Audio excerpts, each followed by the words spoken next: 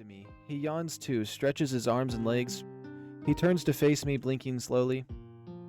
That was a good nap. Agreed, after the craziness of today, I really needed it. I clamber to my paws and reach out to help Rofi up. Once standing, he stretches a bit more and turns off the TV. I'm starving, wonder what's for dinner.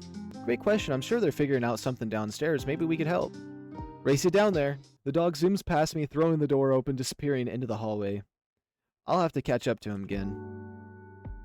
I run into Theo on the way down the stairs. Rofi's still nowhere to be seen. Oh, Brandon, I'm getting you an air mattress set up right now. Sorry about the wait, I mean to do this earlier, I just haven't had time to think today. If you don't mind, I think I'll get settled in the den. If you don't mind, I think I'll get you settled in the den. You can close the door and get some privacy when you want. That sounds pretty great, thanks Leo. Hey, tell you what, if you want, you can head down to the kitchen. Hey, I'll tell you what, if you want, head down to the kitchen, there's some snacks in the pantry and a beer in the fridge. I still need to figure out what dinner will look like, so please help yourself for now. Rofi should be down there now, if you want to join him. Before I can respond, I hear Hunter's voice from down the hallway. Yo, did someone say snacks? We hear a roof of excitement from the sound of the fridge door closing. Sounds like someone got into the stash already. A starry-eyed Rofi appears at the foot of the stairwell. Canned drinks in one arm, an assortment of colorful chip bags in the other. Theo, you didn't tell me you had all of these cool flavors of soda and chips. I can't pick. His puppy eyes come out again. Theo sighs, but he can't hold back the smile. We'll have free to try them all. I've been having trouble getting through my hoard of junk food anyways. Rofi's tail starts wagging even faster, as if that was possible. Whoa, really? There's no way we can finish all of these by yourself.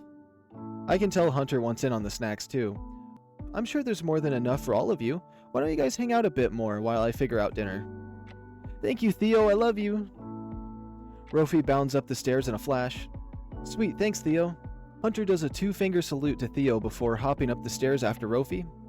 Though Theo shakes his head, his smile and swishing tail reveal that he's quite pleased with Rofi and Hunter's indulgenceness. He turns to face me again. Not going to join them, Brandon? Nah, I think I'm going to hang out in the kitchen and wait for dinner. I don't really want to fight those two for snacks. Anyways, I have a sneaking suspicion I'd lose. If you say so, I'll go fetch an air mattress and get it set up for you. I'll just be a minute. Okay, sounds good. Thank you, Theo. My pleasure. We pass one another and head off to the kitchen, breathing a quiet sigh of relief. Normally I'd be anxious in a situation like this, depending on his generosity, meeting new people in an unfamiliar place. But Theo, something about him puts me to ease. Maybe it's the sense that he really doesn't expect anything in return. From the way he talks, it makes it sound like I'm doing him a favor by staying here. This is a cool little kitchen. I like how the windows are like, you can see that they're frosted and it's like starting to get dark outside. The bananas and the tomato. That's a huge tomato, honestly. Potatoes, a little napkin. Oh, this is cool. And like how this oven's kind of connected to like a... It almost looks like it would be a fire oven because like this, like it has like stuff. I don't know what I'm saying. These knives and scissors, you know, blades. Okay, it's a nice kitchen. Oh, a pot up there and some salt. Okay. Just analyzing it all because I want to look at some of these pictures because I've been doing more reading than looking. The kitchen is spacious but comfortable, lived in but not cluttered or claustrophobic. My eyes immediately are drawn to the big windows looking out into the small backyard space. Well, they would be showing off the backyard if the snow and ice haven't rendered them almost completely opaque. I settle down at the big kitchen table and watch the weather try to get in, frosty fingers sliding down the fragile panes of glass. It isn't long before Theo comes back with two folding chairs and starts to set them up. As I watch him work, I admittedly rub the old table surface with my paw pads, finding curves and divots impressed into the wood. I trace a path that feels like a cursive letter T, then an H. Peering more closely, I see a telltale marks of many words crisscrossing and folding over one another across the matte surface. Yeah, those are what you think they are. He cracks open a beer as he talks. This was my aunt's house. I used to come here doing my homework at this very table. I'd always press down really hard doing cursive, and then the pencil marks ended up showing up on the surface through the paper. aunt. My mind drifts back to the photo in the stairwell, Theo and an older Arctic fox. He sits down in a seat across from me. The old wooden chair produces a loud creak. But that was centuries ago, of course. I understand kids these days aren't even learning cursive anymore. Kids these days. He's kidding, right? Theo's eyes twinkle mischievously, clearly watching me for a reaction. Hey, I still had to learn it. It turns out to be useless, of course. But I bet I spent just as much time on it as you did. And a fat lot of good it did us. I always thought it was a waste of time, too. Theo snaps his finger and stands again. Right, dinner. Can't expect everyone to be happy with just soda and chips. Let's see. He starts rummaging through the fridge and the cupboards. I hope simple food is okay with you. I'm decent in the kitchen, but... At that moment, Atremus walks carefully through the doorway, 3 paper bags balanced precautiously in his grip. He has juggling skills of an experienced waiter. Wait, what is this? Some groceries from the place. No point in letting it all go to rot. Oh, right. Yeah, wherever you can find room in the fridge. Atremus nods at me in greeting, then begins rummaging around the bags, green vegetables, fresh herbs, and a bag of apples. Good timing, too. I was just starting to prep for dinner. Atremus shakes his head, his sharp eyes fitting around the kitchen.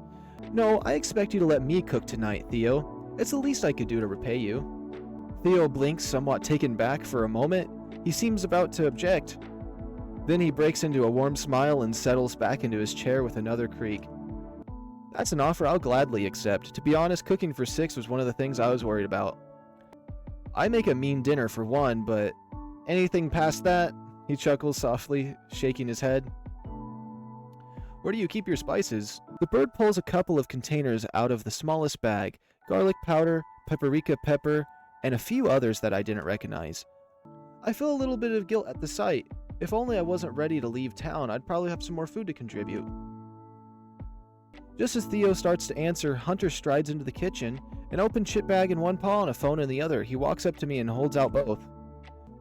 Here, Brandon, put your number in. I'm starting a group chat and also have a chip if you want. Oh, sure, no problem. As I'm typing my number in, he turns to Theo and rattles the bag. Oh, these things are amazing, Theo. You gotta tell me where you get them sometime. Theo gives him a thumbs up and takes another swig of his beer. I hand Hunter back his phone. I'm honestly not sure how much of a group chat will get used, but whatever. You too as well. I mean, we're all stuck in the same house, so do we really need a group chat? Why not? Just in case. Here, Theo. As soon as Theo finishes, Hunter plucks the phone right out of his paw and walks over to Atremus. Come on, please. Atremus takes his phone after a long moment of Hunter waving it in his face. Just please don't message me without good reason. I hate getting a ton of notifications. Yeah, I hear ya. Anyway, let me go find Ollie. He marches out of the room at a considerable clip. Does he always move this fast? He could give Rofi a run for his money. Not 30 seconds later, all of the phones buzz. Atremus lets out a theoretical sigh. What did I just say? Theo and I laugh in unison. The bird shakes his head disapprovingly and resumes rifling through the fridge. Hey, Atremus, I can give you a hand if you want. I realize 6 is a lot of people to cook for. He regards me for a split second and then shakes his head. It's really no problem. I like to cook. You can just sit and relax. Do we want to help cook? I'm relaxing. Cozy. Okay, if you're sure. Thanks a lot. To be honest, I'm not sure how much help I'd be. Anyways, like I said, it's really no trouble. The bird begins busying himself with various kitchen implements, quickly making himself at home with the unfamiliar space. His moves are practically fluid at ease. I have the feeling that dinner is going to be delicious. By the way, Brandon, I turn my attention back to the fox. Let me know if you still need anything from your place. I'm happy to go back with you if you need to pick up anything else. I had promised to run another sweep of the neighborhood tomorrow anyways. Oh, are there still folk in the street who are stuck? I don't think so, but I'm not 100% sure. I got to most of the houses today, but there's still a few I need to make sure about. Also, I promised folks in number 90 that I'd check back with them tomorrow. Theo. He must be looking out for every house on the block. His tired eyes take on a new meaning now. Well, if that's the case, I should be offering to help you, not the other way around. If one of the neighbors needs an extra hand, you'll let me know, right? That I'll do.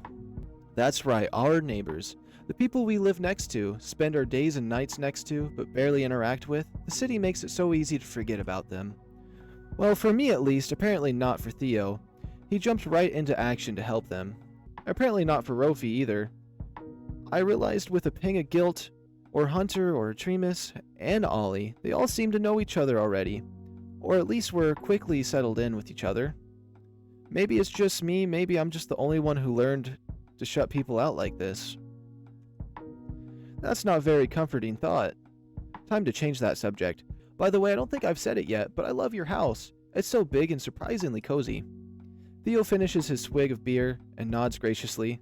Well, thank you very much. Like I said though, this was my aunt's place first. She did most of the hard work. Most of the furniture was hers. She picked the wallpapers and paint colors. He trails off, eyes wandering, then seems to snap back to attention. Some of it was my doing though. I've added some knickknacks, some more art for the walls, and some plants around the place. That reminds me, I have to water some of them in the den tomorrow. With all the excitement of today, I completely forgot. Oh, I'd love to take a look at those plants if you don't mind. Theo nods, takes another swig of his beer, and rises from his creaking chair. Then allow me to show you. I suppose I might as well water them now anyways. And I suppose you would like to know where you're going to be sleeping too. Okay. I glance back at Artemis, and it seems like he's doing 5 things at once. A pot full of potatoes boiling on the stove, and he's making some last-minute adjustments to the salad. A savory aroma wafts from the oven as he tastes the dressing he made. Artemis, this smells great, by the way. Food tends to do that. You two go do whatever you like. I've got things under control here. I thank him and then follow him to the corner of the kitchen. He opens a cabinet, then halts, turns back to me a little sheepishly. The watering can is also my aunt's. Alright.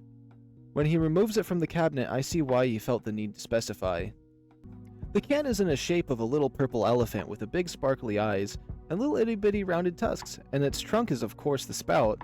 It's so adorable. Oh my goodness, I love it. Look at his little tusks. Theo still looks a little embarrassed, but he laughs in response.